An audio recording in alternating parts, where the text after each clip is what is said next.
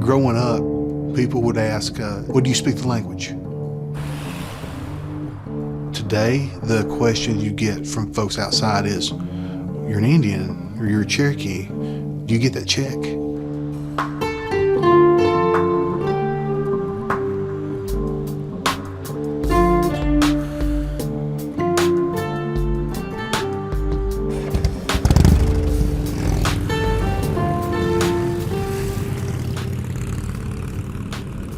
Imagine you got paid just for being you.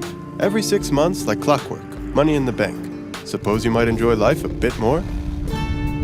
20 years ago, the Eastern Band of Cherokee Indians decided to do just that. Give every member of the tribe 2 checks a year just for being Cherokee.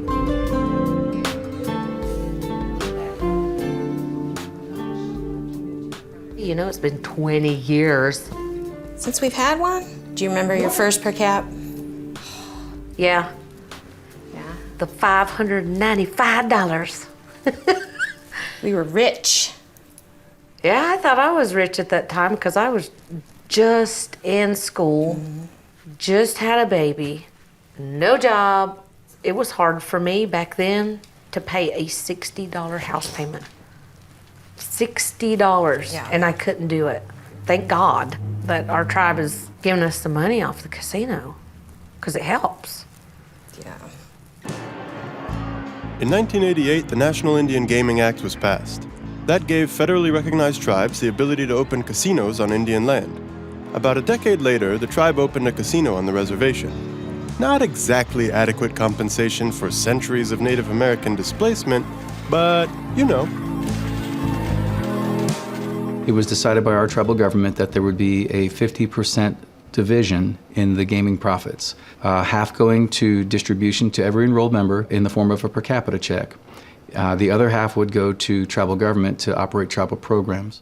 So yeah, twice a year, the tribal members in the Eastern Band receive, we call them per capita checks.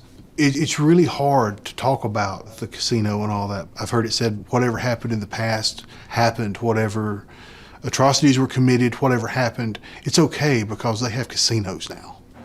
They only see the dollar signs. Since per cap started in 1997, those dollar signs have grown to about $12,000 a year, or $1,000 a month. For comparison's sake, that's about 20% of the average monthly salary in the U.S.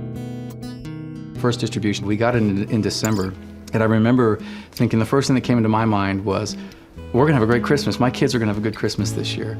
I think at first it's like Christmas when you get it, but then the challenge comes with making sure that what we're providing is a need and not necessarily trying to fulfill everybody's wants.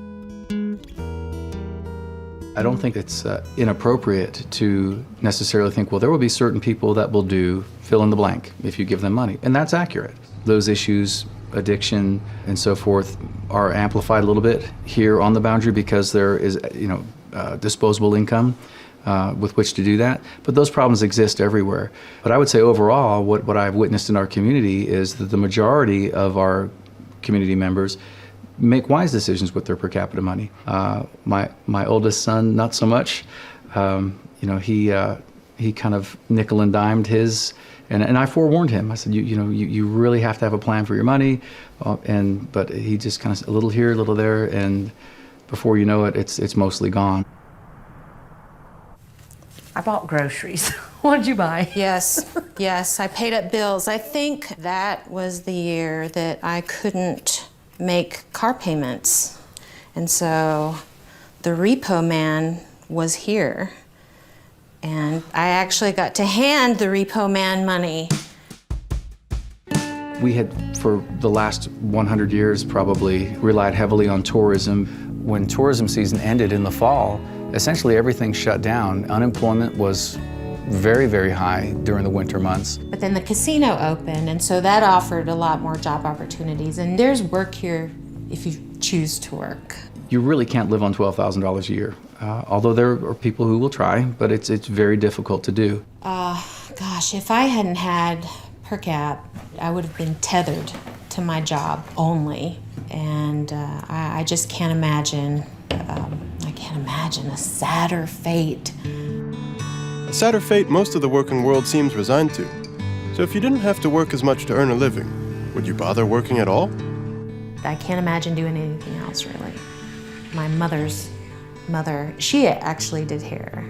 She's in this picture, right there. That's me with all that perm.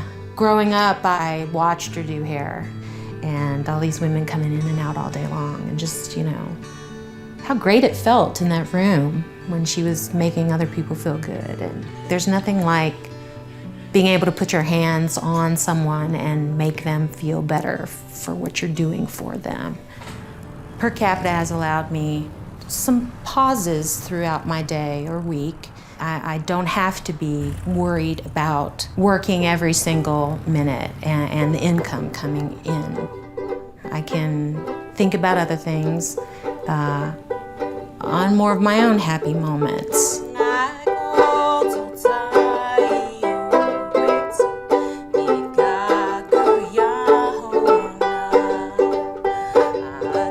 There was a time when I worked 7 days a week. I had 2 jobs. I was a single dad, trying to, pay the bills and everything with the baby. But knowing that there was that a little extra coming in made it a lot easier. I didn't have to worry about that second job. I could spend time with my boy. So then, the members of the tribe didn't stop working when they got their money. In fact, there's 20 years of data suggesting the opposite happened. There's a study that's been conducted by Duke University that has covered a span of about 20 years. The findings of the study have demonstrated that the impact of per capita distribution to the Cherokee people has been a positive one. Prior to that, we had very high unemployment, higher instances of alcoholism, poverty, all of which has been greatly diminished by the influx of dollars into our community. Having the per capita distribution has definitely brought us out of that sort of mentality of being beaten down and downtrodden, and we're standing on our own 2 feet now as Cherokee people.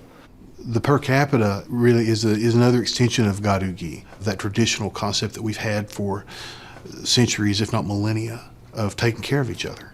Traditionally, though, if a hunter came in and had brought in a deer, then he would take it to the old hunters or to the widows who couldn't go out and hunt for themselves. So the idea of bringing in and distributing profits is ingrained into the culture even before we had money. I remember giving a talk to a group of college students. They were asking us about traditional Cherokee society. And one of the students said, "So you all were Marxist?" I had to say, no, this is how we were living for centuries, before Karl Marx was even a twinkle in someone's eye. People talk about different philosophies or outlooks of culture, things.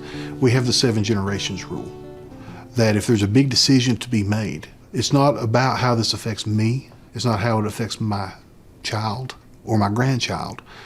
We have to think 7 generations ahead. How does it affect that 7th generation? It seems like a lot of the world is about becoming something. We're always out chasing the brass ring, chasing that next thing. There's something to be said for being. If you spend your life trying to become something, then what are you?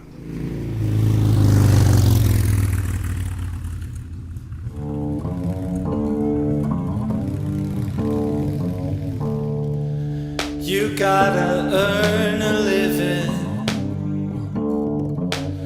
work all day.